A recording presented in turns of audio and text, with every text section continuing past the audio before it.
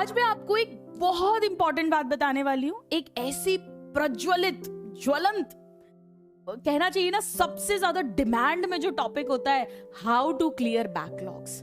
मैं आपको 3 simple tips देने वाली हूँ। आप कहोगे मैम टॉपिक तो इतना डिफिकल्ट है, बैकलॉग क्लियर करना, आप कह रहे हो सिंपल टिप्स देने वाली हूँ। हाँ, सिंपल टिप्स अगर आपने फॉलो कर ली, फॉलो नहीं करी तो फिर ईश्वर मालिक है, फिर तो क्या होगा। तो हाउ टू क्लियर बैकलॉग, क्योंकि मेरे पास बहुत सारे मैसेजेस आने लग गए हैं जैसे 1-1.5 महीना हुआ है बैच को शुरू हुए कि हमारा बैकलॉग इकट्ठा हो गया है। So tip number 1, very very very important, current syllabus के साथ कॉम्प्रोमाइज नहीं करना। इस बात को समझिए। आपने जब से भी बैच ज्वाइन किया या बीच में किसी कारण से, कोई बीमारी के कारण से आप सीरियस नहीं हो पाए, शादी फंक्शन में चले गए, whatever is the reason, अगर आपका बैकलॉग क्रिएट हुआ है या आपने लेट ज्वाइन करा है, तो भी आपको पहले पुराना खत्म करने की जल्दी नहीं करनी है। आपको करंट सिलेबस जो प्रेजेंट में चल रहा है उस पर पहले फोकस करना है। इसका क्या मतलब है समझिए। करंट सिलेबस या करंट क्लासेस, जैसे मान लीजिए फॉर एग्जाम्पल आपने आज से क्लास शुरू करी है, ठीक है, आपका 10 दिन का बैकलॉग है, 1 महीने का बैकलॉग है, 15 दिन का बैकलॉग है, वट एवर, या बीच में कभी कुछ थोड़ा सा बैकलॉग है, तो आज की जो 3 क्लासेस हैं वो तो आज करना ही करना है। उसके अलावा अपने को 10 से 15 मिनट का टाइम निकालना है बैकलॉग के लिए। इससे ज्यादा नहीं निकल पाएगा टाइम, क्योंकि ऑलरेडी 3 क्लासेस जो करंट में चल रही है उसे घर पे जाके लर्न करना, क्वेश्चन प्रैक्टिस करना, डीपीपी करना, it is not at all easy. हमें प्रैक्टिकल रहना, you have to be practical. तो 10-15 मिनट अपना निकालो बैकलॉग के लिए, और संडे को एक्स्ट्रा मेहनत करो। भले ही आपका टेस्ट है तो भी उस संडे को, टेस्ट तो 3 घंटे का होगा, शॉर्ट टेस्ट होगा तो 1 घंटे का होगा, आपके पास पूरा दिन पड़ा हुआ है, या जैसे अभी ईद की हॉलीडे आ गई थी तो वो हॉलीडे निकालो। तो मैं ये कहना चाहती हूँ स्टूडेंट्स की करंट सिलेबस पे कॉम्प्रोमाइज मत करो, वरना होगा क्या, आप पुराना करने के चक्कर में जो करंट है इसे बैकलॉग बनाओगे, और ये बैकलॉग का पहाड़ पे पहाड़ बनता जाएगा, और ये बैकलॉग कभी खत्म नहीं होगा। और बैकलॉग ऐसा दीमक की तरह जो हमारे दिमाग में ना गुनगुन गुनगुन गुनगुन वो कीड़ा चलता ही रहता है, वो दिमाग खाती रहती है, सारी एनर्जी ये थॉट ड्रेन करता रहता है, बैकलॉग बैकलॉग बैकलॉग बैकलॉग। तो बैकलॉग खत्म करने का ही तरीका है कि करंट सिलेबस अब हम और बैकलॉग क्रिएट नहीं करेंगे, करंट डेली का डेली करेंगे, और बैकलॉग के लिए हम एक्स्ट्रा मेहनत करेंगे। एक्स्ट्रा मेहनत हम कैसे करेंगे? डेली जब आपकी क्लासेस हैं तब आप 15 से 20 मिनट्स का टाइम एक्सक्लूसिवली बैकलॉग के लिए निकालो, और जो आपके हॉलीडेज आएंगी या संडे आएगा उस दिन आपको सीरियसली बैकलॉग कवरेज के लिए देना है। इसमें एक बात समझो, हो सकता है कि ऐसा करने से आपका बैकलॉग 1 महीने में खत्म हो और उसके पहले आपका टेस्ट आ जाए। बच्चे क्या करते हैं, टेस्ट के चक्कर में ना दमादम उल्टा सीधा कैसे भी करके बैकलॉग बस निपटाने लग जाते हैं। वो नहीं करना। एक बात समझो, quality is more important than quantity. हमें अखबार की तरह, न्यूज़पेपर की तरह रीड नहीं करना, हमें स्टडी करना है, अध्ययन करना है।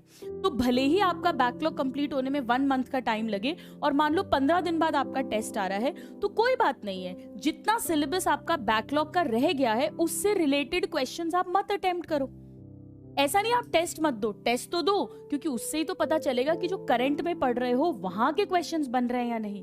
पर आप अपने साथ ईमानदार रहो, ये बहुत इंपॉर्टेंट है। आप बोल दो घर वालों को कि मेरा ये बैकलॉग हुआ था इसीलिए मैंने ये 50 में से 20 क्वेश्चंस अटेम्प्ट करे थे और मैं 20 में से अपने आप को जज कर रहा हूँ, कोई बात नहीं है। तो भले ही 1 महीने में बैकलॉग खत्म होगा, पर तमीज के साथ खत्म होगा, ढंग से खत्म होगा, ये इंपॉर्टेंट है, तभी आपको कॉन्फिडेंस आएगा।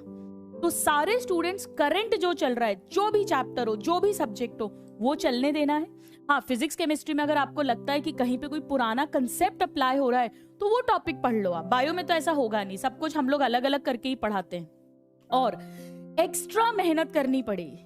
आप बस ये पूछते रहोगे सबको मैसेज कर करके कि बैकलॉग कैसे क्लियर करूं, इसके वीडियो छांटते रहोगे, पर मेहनत नहीं करोगे क्लियर करने के लिए, अलग से टाइम नहीं निकालोगे, तो फिर कोई आपकी हेल्प नहीं कर सकता। तो आपको करना पड़ेगा, ये इंपॉर्टेंट है। जिनका बैकलॉग नहीं है, बहुत अच्छी बात है, वो संडे को, हॉलीडे को रिविजन के लिए यूज करो, उसमें तो कोई दिक्कत ही नहीं है अपने को।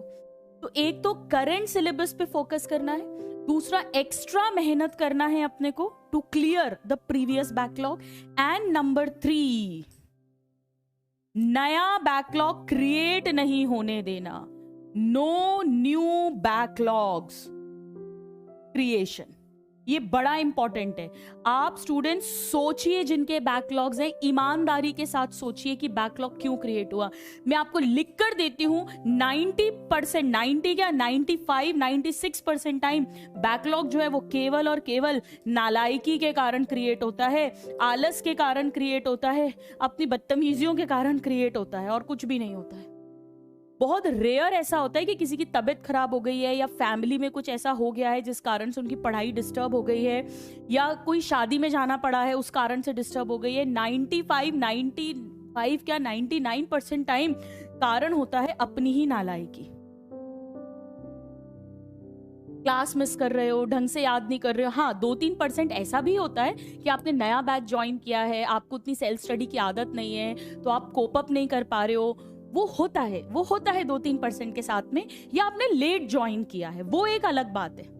बट स्टूडेंट्स, अदरवाइज अगर ये नालायकी और आलस के कारण है और अगर आप इसे छोड़ने को तैयार नहीं हो, तो फिर आप 2.0 में 3.0 का वेट करोगे, 3.0 बैच में 4.0 का, फिर 5.0 का, फिर फास्ट ट्रैक का, फिर वन शॉट मैराथन पे आ जाओगे कि मैडम वन शॉट मैराथन से पढ़ के दे दें क्या हम नीट। तो ऐसा तो नहीं चलेगा। तो this is very very very important. 3 simple tips हैं, अगर आपने फॉलो कर ली तो मेरा मोटो ये है कि भले ही बैकलॉग धीरे धीरे क्लियर हो, बट क्वालिटी के साथ क्लियर होना चाहिए। भले ही स्लोली हो, बट क्वालिटी के साथ होना चाहिए। जो पढ़ रहे हो वो लर्न होना चाहिए, उसके क्वेश्चंस बनने चाहिए। ये बहुत इंपॉर्टेंट है। ठीक है, चलिए आइए तो आज की क्लास को आगे बढ़ाते हैं अपन। सो आज हम